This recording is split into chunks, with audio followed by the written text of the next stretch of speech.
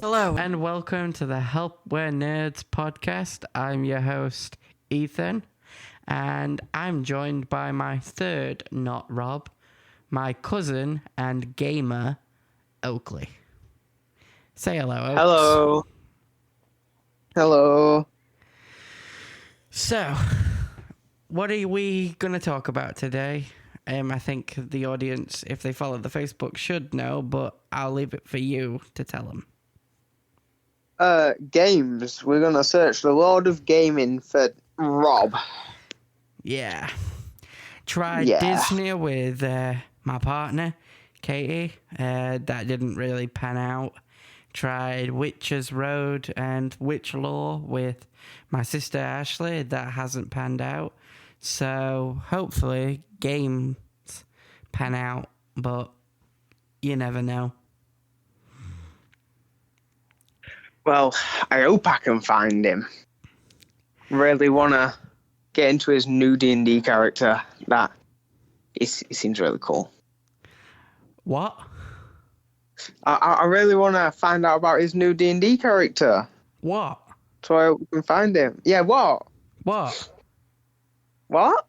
What? What? What? Just so you guys know, his character is called what? Yeah, I was about to give context to myself. So I just cracked myself up with that.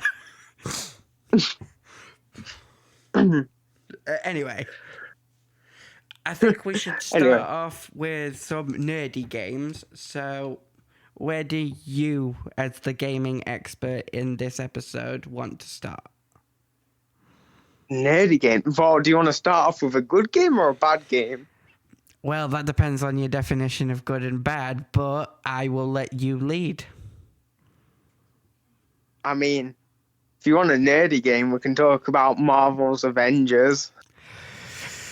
So we're going straight to the trash pile. Yeah. To be fair, the gameplay wasn't bad. No, the story was shite. It was. It seems like they put all of the money in the mechanics and not the story.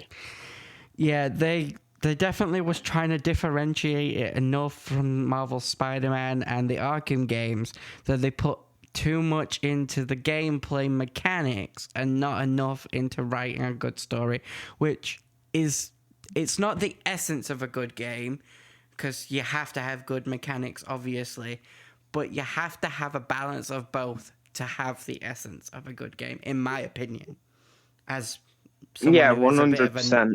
a novice.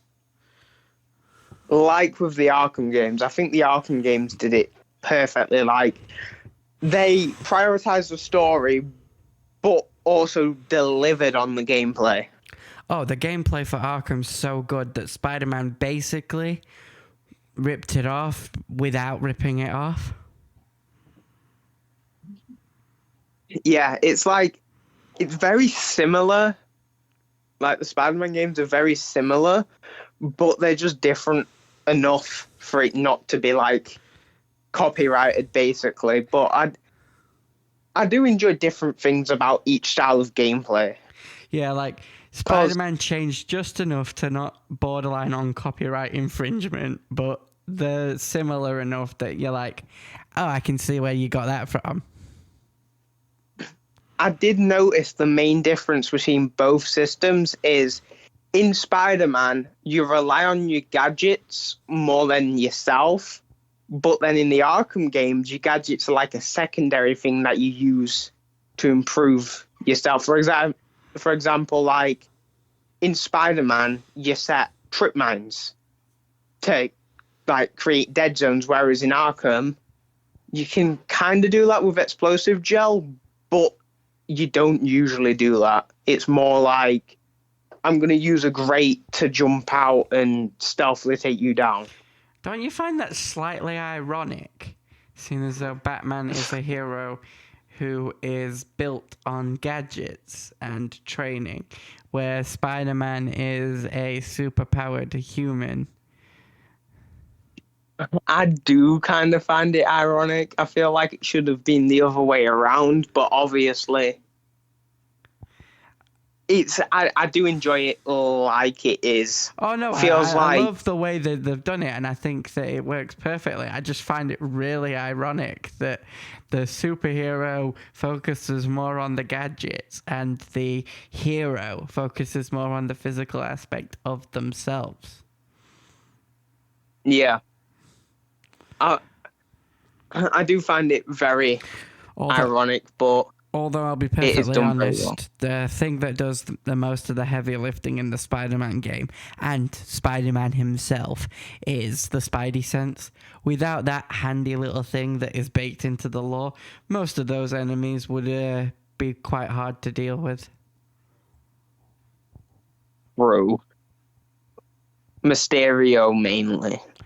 Mysterio, have you looked at what he does to other heroes? Like, I know we're going off topic from games, but have you looked at what the fucking shit he's done to Wolverine and Daredevil and all that stuff? And Spider-Man's like, wait, you guys had trouble with the guy with the fishbowl on his head? Yeah, it's because is very like I like the way that they do Mysterio because it's like to other people he's a threat, but to Spider-Man because of his Spidey sense he's more of a nuisance. Yeah, he's like, you mean the ex special effects artist who I deal with like every Sunday? he's just my version of Sunday Mass, Matt, and Matt's like, that dude got my girlfriend killed. What the fuck are you talking about, Spider-Man?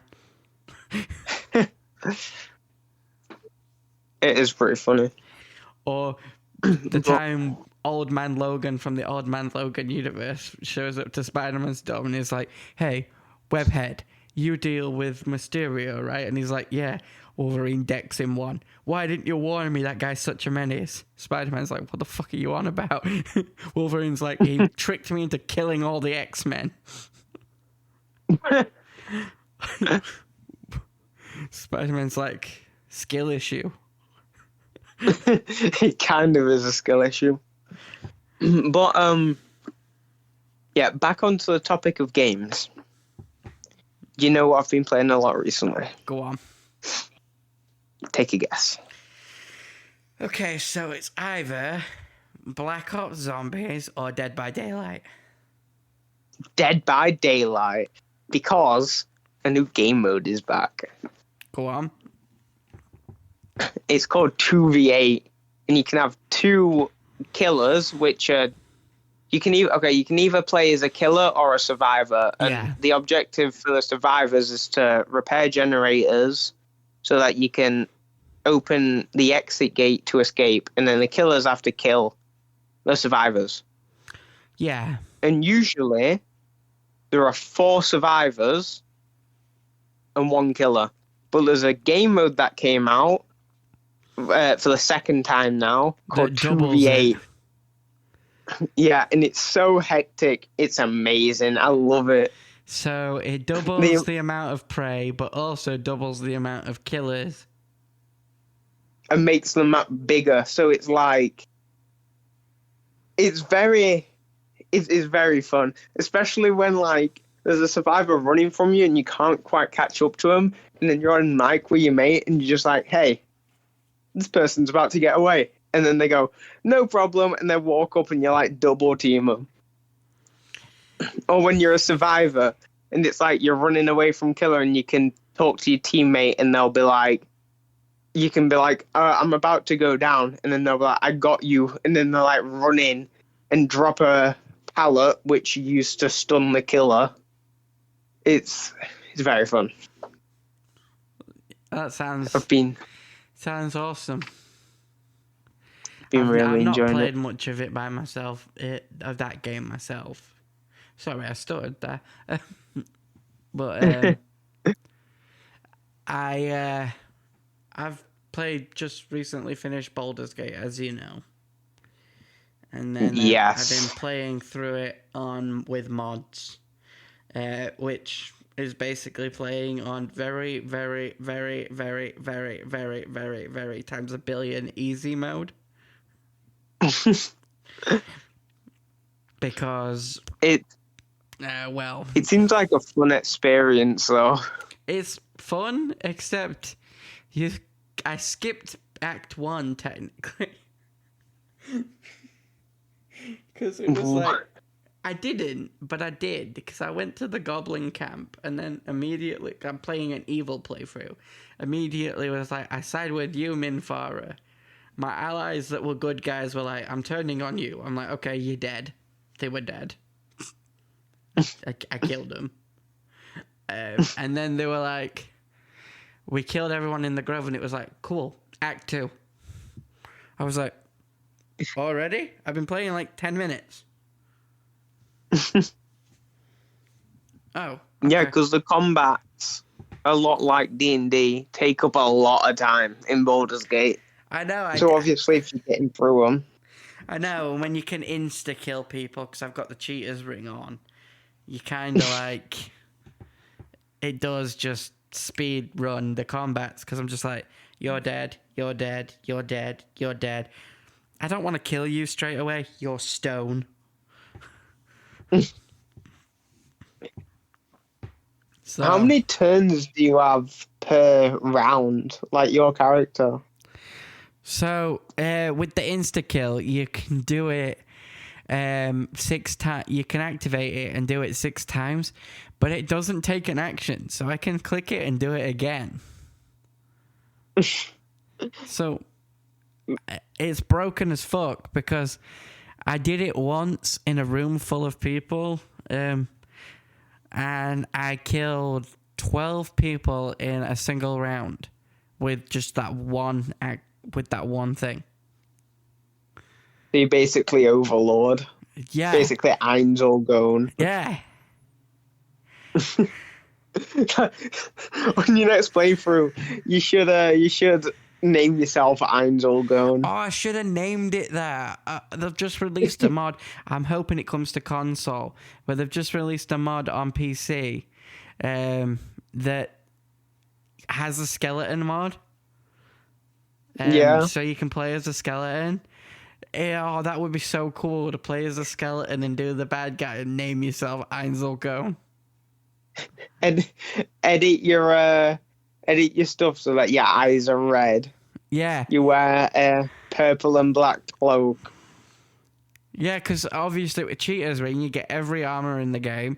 You get every die in the game, so I can literally just make myself look like Einzelgone.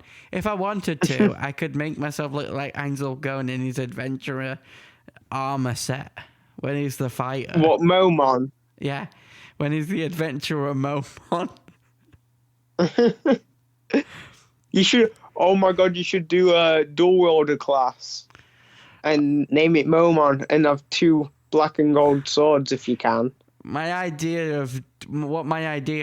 is to, now that you've given me the idea of doing the Einzelgone thing, is to do a hireling, because you can do hirelings. I don't know if you can, you can do that, but if you go to Withers, you can hire someone, and you get to design them. Yeah. So I could pick a fighter dual wielder and design them to be Momon, and then have my main character be Einzelgone. You already know that you have to make another one for what's her name, the succubus. Oh my god, yeah, lady. Gone out my head. Her name. Gone out my head, but oh my god. And it is kind of in video game territory because it's an anime about a guy that gets stuck in his favorite video game. So we're still sort of on topic. Oh, to be fair, we're talking about Baldur's Gate as well. Yeah, but with the anime, right? The funny thing about the anime, guys, is if you've not seen it, before he gets stuck in his video game, he changes the setting on the succubus character because he didn't create her, one of his friends did, and they'd made her a bitch. So he changed the settings so that she was madly in love with him, and then he gets stuck in a universe where she's alive. And now he's kind of freaked out that she's madly in love with him.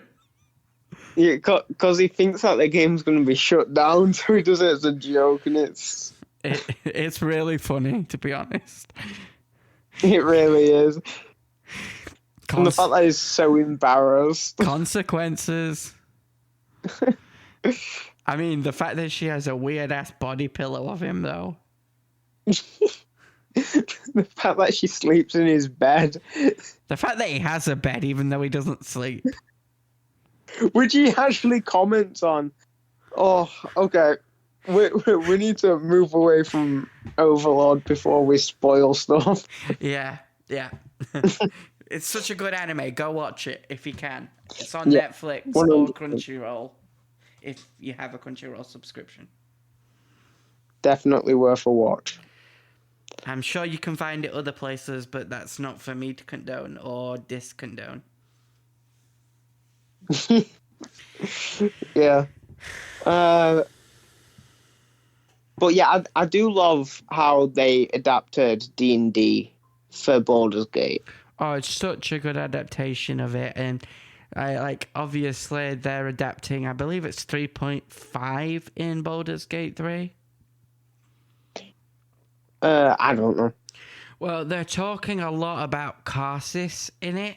Obviously, Gale's storyline leans heavily on Karsus and Mystra, which is a lot. I think it might actually 4th edition. I know it's not 5th edition because a lot of the stuff doesn't match, but a lot of it does lean heavily on the fall of the Netheril Empire, specifically, like I said, Gale's storyline. And I mean, it would make sense for it to be like 3.5, especially because Baldur's Gate 3, so it might be 3rd edition. So it leans heavily on that rule set. And things like that. Like certain spells work specifically how they did in that rule set rather than they do in 5th edition, which I didn't know on my first playthrough, which I've subsequently learned, which does explain why certain spells didn't work the way I thought they did. Do you remember when we were first playing them and then I used a spell and I'm like, but that doesn't work like that. Yeah. Now I know why. Because it wasn't using the rule set I'm familiar with. So yeah, that it does explain quite a lot. So, but I think it adapts it quite well. Like I said, I'm not familiar with 3.5, but I think as a D&D player, I was happy with it. I am sad Larian are no longer attached to Baldur's Gate. I think that if they would have stayed connected, they would have done a great job with Baldur's Gate 4, and I think they would have done a great job with any subsequent ones that came out, if any did come out. But obviously, because executives higher up wanted faster release and less time to work on story, which is the main reason Baldur's Gate 3 is so good, is that's why they chose to walk away. Yeah, which is understandable, and I completely agree with that. Do you know another game that's adapted from a tabletop RPG that's amazing, and I definitely hadn't told you to install it in my all-in-one times? Let me guess. Cyberpunk 2077. Yes, I told you. As soon as I've got my PC built, which should be happening soon, I will install it, because I've heard Cyberpunk is much better to play on PC than it is console. Yes, it is. So. Well, it depends. If it's like a PS5 or a Series X, then it's fine.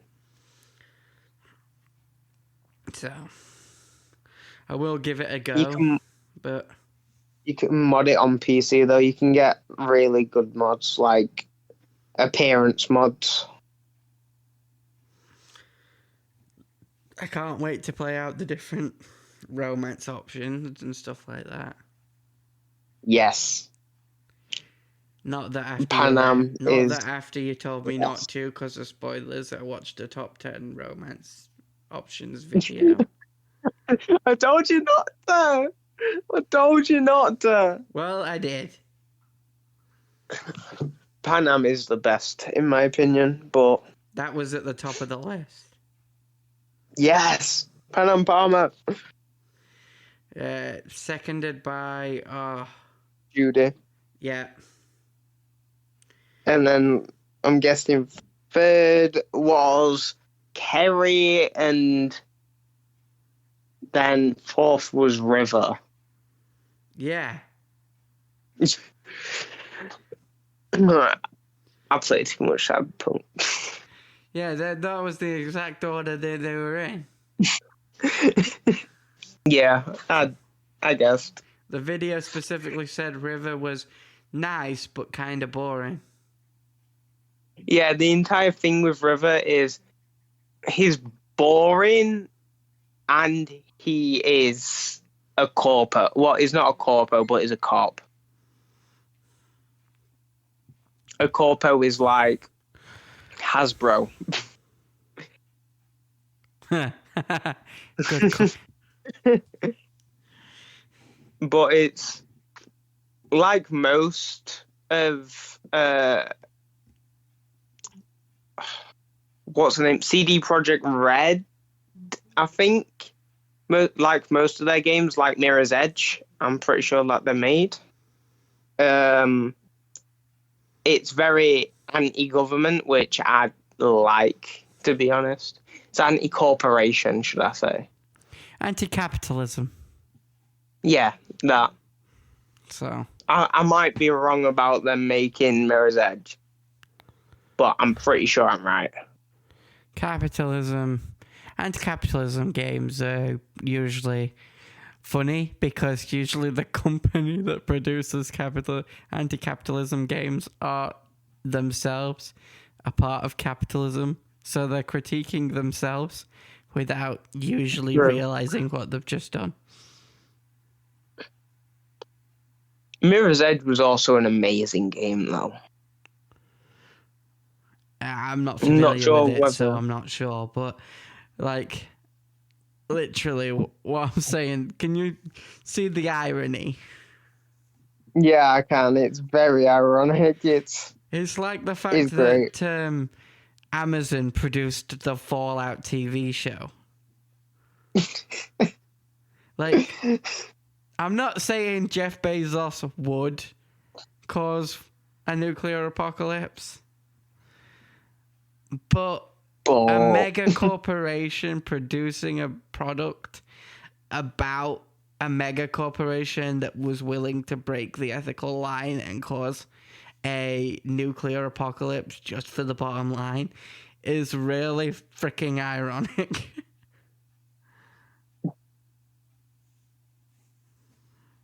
It is, to be fair.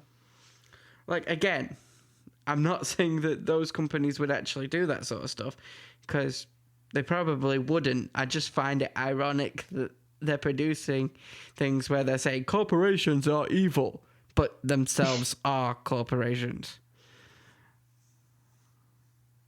Yeah, it's because it sells. Like, let's be honest, most people have that mindset, and they're just capitalizing off of it. They're capitalizing on the hate for capitalizing. Yeah, which ironic, but it's interesting. On the vein of Fallout, though, as that is a video game / TV show, it brings me to a question I had for you, as you are a gamer and I am a TV buff. Why do you think video game TV shows and movies fail? Okay, biggest reason for that is the people who write stuff, like write the TV shows, play the game but don't play it properly. They just skim through the material to get a film out as fast as possible. Or they don't play the game at all. Yeah. But I'm not naming recently, any names, but Assassin's Creed. Yeah. But I didn't find the Assassin's Creed movie to be bad, but it wasn't a great representation. It wasn't Especially a bad movie, it just wasn't Assassin's Creed. Yeah, especially since though the Animus is a thing and they decided to change it to be somewhat completely different. Like, it does the same thing, but the Animus is supposed to put you to sleep, basically, to go into the memories of your ancestors. Rather than give you the powers of your ancestors in the modern day. Yeah. It was super weird how instead of seeing the assassins in the past, he just gained the skills of the assassins in the present day. I mean, it's shown a little bit in the Assassin's Creed games with Desmond, where after going into Altair's past, he kind of gets a muscle memory, but it's nowhere near the levels of the film. The entire thing is like, okay, I can do some of what they did to a degree. Because like, I remember doing it, so my muscles can replicate it to a degree because I remember being able to do it from when I was that person. Yeah. That's how the Animus works. Not how they did it in the movie. But I mean, even the games are getting kind of meh. Well, let's just say there are two games that we both agree that are still really good games. They're just not Assassin's Creed games, and I'm looking at Odyssey and I'm looking at Valhalla. Yep. Which me and Rob argue a lot when it comes to Valhalla. You do argue a lot on it. I can't remember the exact points that you argue on, but the thing is, the thing I know that I think we all agree on is the reason it doesn't really feel like an Assassin's Creed game. It's a game by the same company, but they're very different from Assassin's Creed. They tried a new thing, and that new thing would have worked if it didn't have the Assassin's Creed name chalked onto it. If Valhalla and Odyssey was its own thing and it's like, it's exploring these different mythologies, that would have been good, seeing as though, I don't know, you literally become Odin in Valhalla in the Odin missions, and in Odyssey you literally fight fucking, is it a Minotaur? I'm not sure. I can't remember. To be honest, with Odyssey, the only thing I really remember is hanging off of Zeus's junk.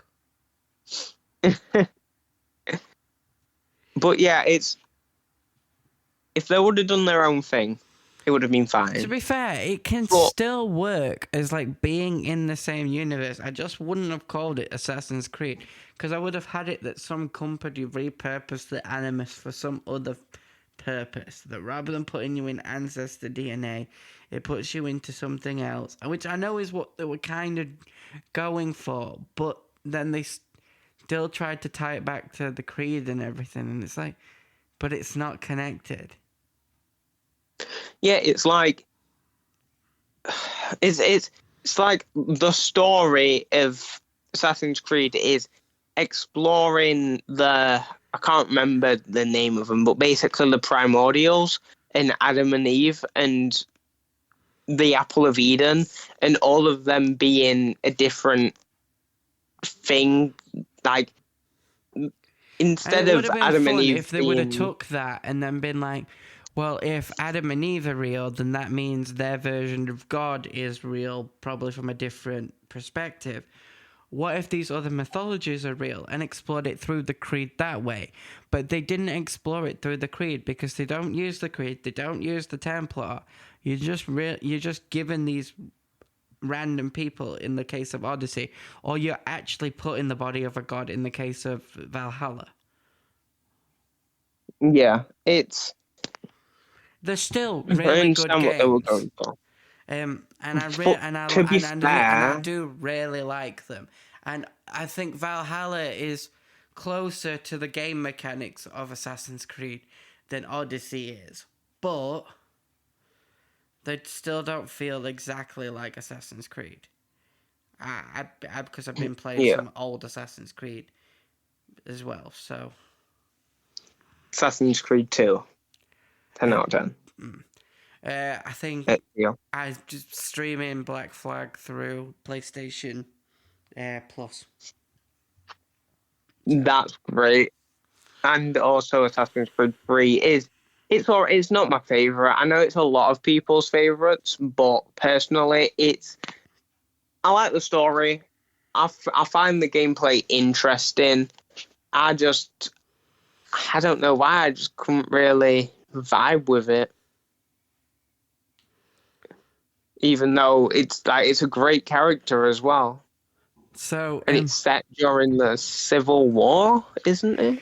I can't remember. The thing is, I know for a fact if I had this exact same conversation, say next week, my opinion on Valhalla and Odyssey will probably be different because my opinion changes on them like a swing.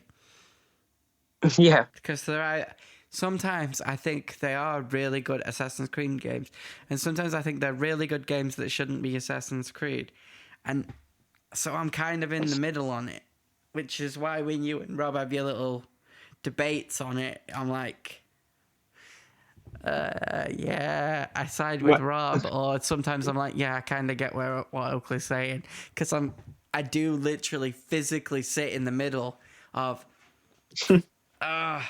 it's a good game, but is it an Assassin's Creed game? Do you know what I mean? You know what? You know what is an Assassin's Creed game though? What came out after those? Mirage. It's so great. Yeah, I agree. Well, I can't really agree. I said I agree, but I can't really agree. I haven't played it. You should definitely play it. It's worth it. I enjoy it. The story was confusing, but once you wrap your head around it, it's very good. And I'm really looking forward to Shadows. I know you and Rob differ on Mirage, but I'm going to abstain from comments on that debate because I know that one got a little heated, so... Yeah, it did. But each to their own on that. I mean, games can have wide variety of uses. I mean, I recently learnt, because I'm not a aficionado in this, but I recently learnt the Sims did a Star Wars pack. I actually didn't know that. Yeah, they... I was watching... I didn't feel well, so I watched some YouTube videos. You watched one with me the other day, and you called him cringe. And then questioned my taste. But I was watching some of her reviews, and she said I've been avoiding reviewing one specific one, and what flashed on my screen was a picture of the Millennium Falcon. So I was like, Star Wars did a collaboration with The Sims? When? And why did I not know about this?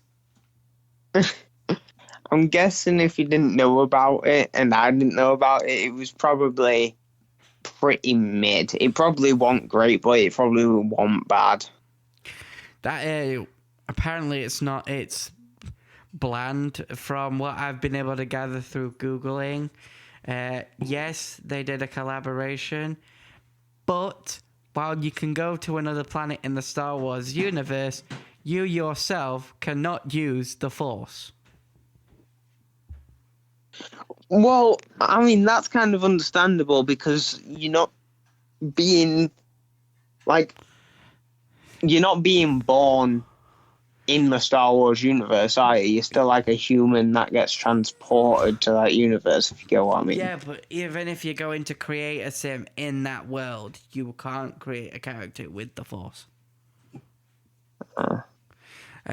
Just don't have any midichlorians. People said that it kind of made them feel like a secondary player in their game instead of the main player. Well, no, because there's a lot of people who can't use the Force in the Star Wars world. Yeah, but I get what they're like saying. Bounty Hunter. When you play Sims, it's supposed to be a simulated fantasy. So if you want to simulate playing that you yourself are a thing and you log on to Sims to do that and then you can't use the Force, it's kind of a letdown. If you want to be a Jedi or a Sith, you should install Star Wars The Old Republic. Yes. Amazing game. Amazing classic game. I haven't played it in a while. I've been waiting for you. I don't want to get too far ahead. I've told you as soon as I can, I will download it. This laptop of mine doesn't have enough capacity for it. She's reliable for a lot of stuff, but not games. So it is. I do like how they've aged it. It's not as buggy as it used to be, but it retains the same graphics and it just feels great to play. The gameplay mechanics kind of feel like do you know Final Fantasy Online? Yeah. That we played a while back. Yeah, which is a great game, and our cousin loves it. The only problem for me is I'm not paying to play a game online over and over and over again. Yeah, if it were a one-time payment, I would have played it more. It's the fact that it's a subscription. Yeah, like ESO, for example. I can buy ESO Online expansions, but I can download ESO Online for free, create a character, and just play it. Yeah. ESO's great, though. And there's so many other games which are great, which I've played.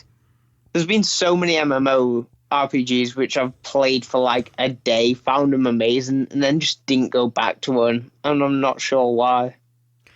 So, like Black Desert. Good game. You talked about that a lot. And then stopped talking about it. You do that quite a bit. Well, yeah, because it's like I'm enjoying the game, and then for some reason one day I'm just not feeling like playing that game, and I don't go back to it. It's what happened with First Descendant. Do you know what that's playing called? That. What? Do you know what it's called? What's it called? You're gonna get mad at me. Oh no, okay, that don't matter. But it's not. It's called it's really shut up. Not. Okay. What was I saying? Yeah, I've been playing First Descendant again. I need to get Ultimate Valby. Need to grind Ultimate Valby out. I don't think that I'm actually a high enough level to get the final piece that I need for Ultimate Valby. Don't you need hard mode for Ultimate Valby, though?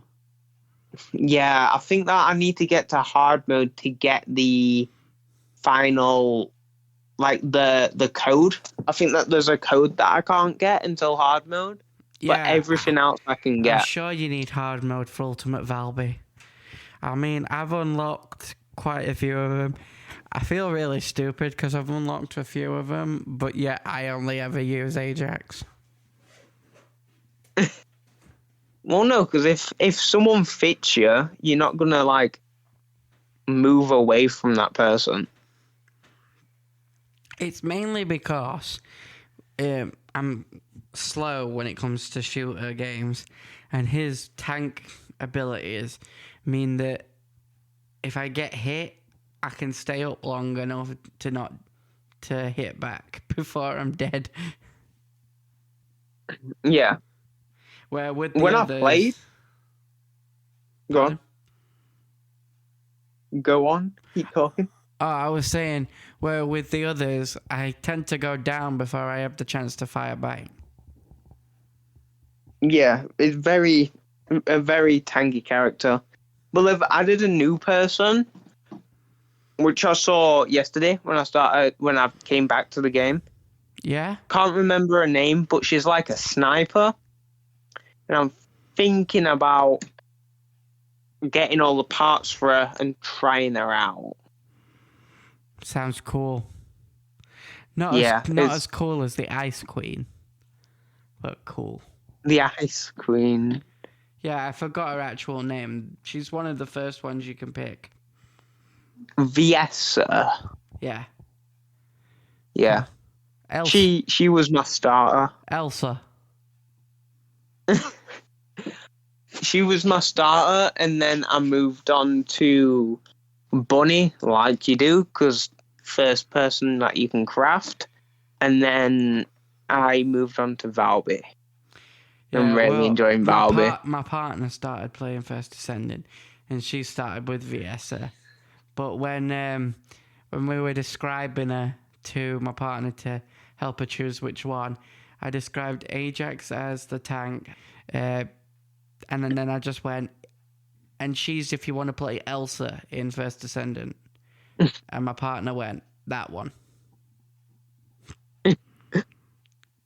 Like, I couldn't think of any other way to describe her, but she has ice powers and blonde hair. My brain immediately went to Elsa from Frozen.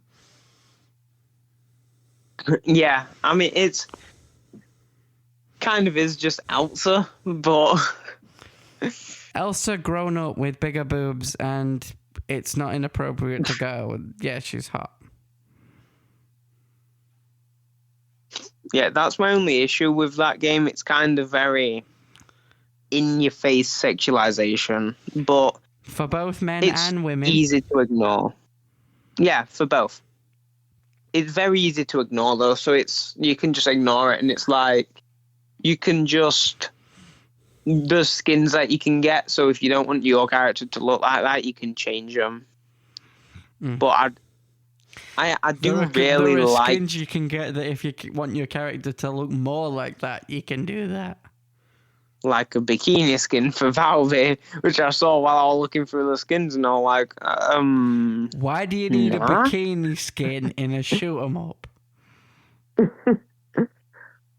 Bikini armor. Oh, that just reminds me of the anime Bikini Warriors. Yeah. That still never made any sense to me. Walks up to the armorer in full-on bikini armor, no blushing whatsoever, has to take the armor off to have it repaired, blushes when they're in their underwear. You look exactly the same.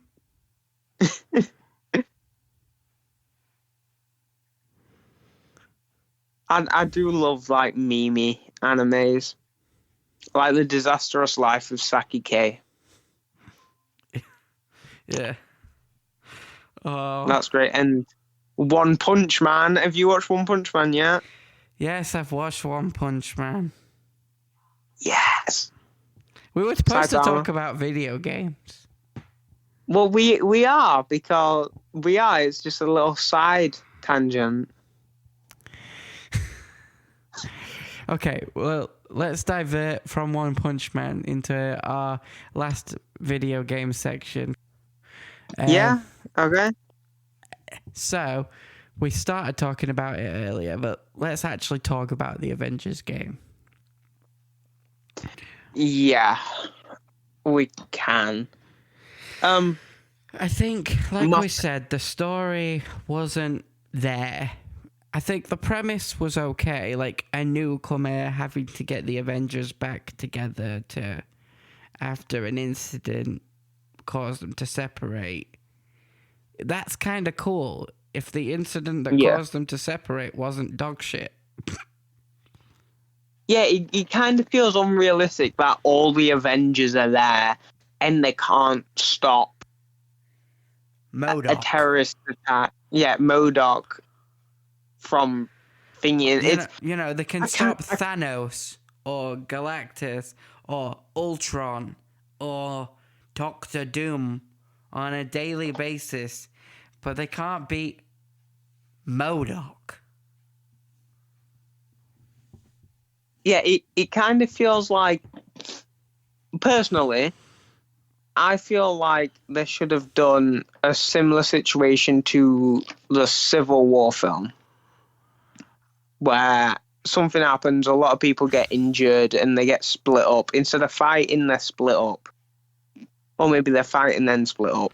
Yeah, because the reason they split up in the game is people get injured because they fail, and they blame themselves, so they split up. Do you know what I would have done?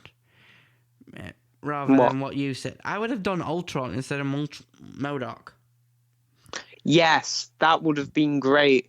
And it could have been like, the entire convention was to show off Ultron. And then when Ultron, like, there's like a Q&A, and then Ultron, like, has a conversation. When he's not supposed to. And attacks the audience. And because the Avengers are the ones that created Ultron, they get the blame and are forced to disband. Yes. And then the entire thing could be the first person that Kamala Khan, that's the name, right? Kamala Khan? Yeah, that's correct. Yeah, the first person that she finds is Tony. And then she finds the, like, helicarrier, does everything the same. And then when people see Tony, they have an argument with him, and then that causes... Basically, the argument side of the thing's still the same. Yeah, but there's literally a reason. And maybe Cap being missing isn't that he was abducted or whatever and on a Skrull ship or whatever the storyline is. I forget. It's that memorable. Well, not. But it's that he went into retirement and that he's, he doesn't want any part of it. He could. And then there could even be a thing of, he says, "I told Tony the robot was a bad idea. He didn't listen, and now look how many people died." Yeah, and then they all have to, like, work together. Like, something happens, and then they have to work together. I'd say Ultron comes back online or never actually went offline. Yeah. Uploaded his conscious to a server, and then maybe he gets a vibranium suit of armor. And they need something else, vibranium, to be able to defeat him. So they need Captain America. Yeah. And then that could also open up, like, Black Panther as well, because I know they did a Black Panther DLC after I stopped playing. And, with Ultron, that's why you get all the DLCs, because all the heroes are needed for Ultron. Yeah. And then you could do a better job with Ultron than the MCU did. Because while I actually like the MCU, I'm going to say one movie I think they definitely fumbled in the earlier things was Ultron. They called it the Age of Ultron, and it was like a week. It was the week of Ultron. I enjoyed that film, but I do feel like they kind of, I don't know, made him weaker than the comics. He's slated to come back in Vision Quest, which is a spin-off from WandaVision, so maybe they'll explore why that he's not actually been gone this whole time. But I still feel like, they kind of made a bit of a mistake with Ultron. He's definitely way more of a threat than they made him out to be. Yeah. But we talked about the negatives. I only think it's fair we talk about the positives. Yeah, I do too. 4 was amazing to play. They lived up to the expectations. Oh, Thor's characterization and playthrough was amazing to do. I actually liked flying as Tony. I thought that Yes. was really cool, flying the Iron Man suit.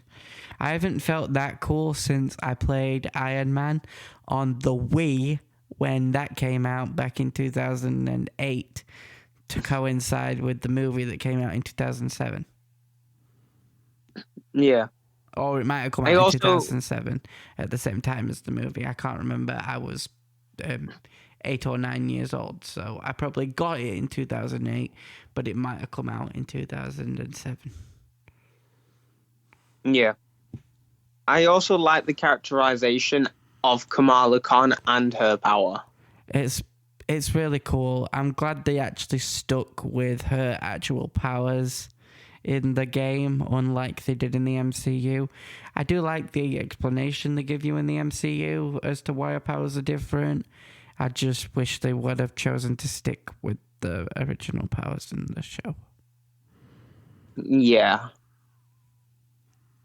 I do prefer her powers in the game, like stretchy woman, like Ralph from Flash. I forgot his actual name. The elongated man. The elongated man, yeah. Or Mr. Fantastic from the Fantastic Four. Yeah. Or Elastigirl from The Incredibles. Yeah. It's such a great power that can be used in so many ways. Like in Lego Marvel superheroes, where it shows Franklin Richards doing a bunch of stuff. Oh, you mean Reed Richards when he Mr. Fantastic, Yeah, when he stretched it about? Yeah, I said the wrong person. Yeah, you said the Omega level god. Yeah, well, I got the Richards right, so... Well, yeah, you got the surname right, just not the first name. But yeah, stretchy powers are awesome. And you can definitely see that they took the mechanic of her stretching and swinging herself across the way for Spider-Man's web mechanic when they implored Spider-Man into the game. Yeah. Which I think that they did great. I do love how they did Spider-Man. Yeah, I also love how they made it distinct from the Insomniac Spider-Man. Yeah, they made sure not to copy and paste. Yeah, which would have probably been hard to do. People were convinced that the Avengers in the Avengers game were going to be the Avengers from the Insomniac game. Because if you play the Insomniac Spider-Man game, you can climb as Spider-Man the Avengers Tower, but you don't actually see the Avengers. So people are convinced it's the same. Like, obviously Spider-Man's slightly different mechanic-wise, but they're convinced because Spider-Man showed up in that game, it's the same Avengers. Yeah, which I feel like that would have been great if they had a different story. I feel like it kind of taint Insomniac Spider-Man, not cause just because of the reputation of Avengers. Yeah, I think maybe if the game had done better, that might have been the initial plan. But I don't think that that's the plan anymore. Which is a bummer, but I understand why. And like I said, the gameplay mechanics for Avengers were so good. There was so much potential, and it just kind of fell short. Yeah. While we're on the note of Insomniac, I'm looking forward to the Venom game and the Wolverine game, specifically the Wolverine game. But beyond that, I think that we should wrap up there. Yeah. So thanks, Oakley, for helping me out. No problem. I'm surprised Rob didn't show up when we were talking about Assassin's Creed. Yeah, I specifically tried to annoy him with saying things about Valhalla to get him to come out and start yelling at me, but it didn't work. So I guess this was a bust too, but thanks for your help, and hopefully the next one will get him to show up, but you never know. So this is Ethan. And this is Oakley. Signing off. Bye. Help.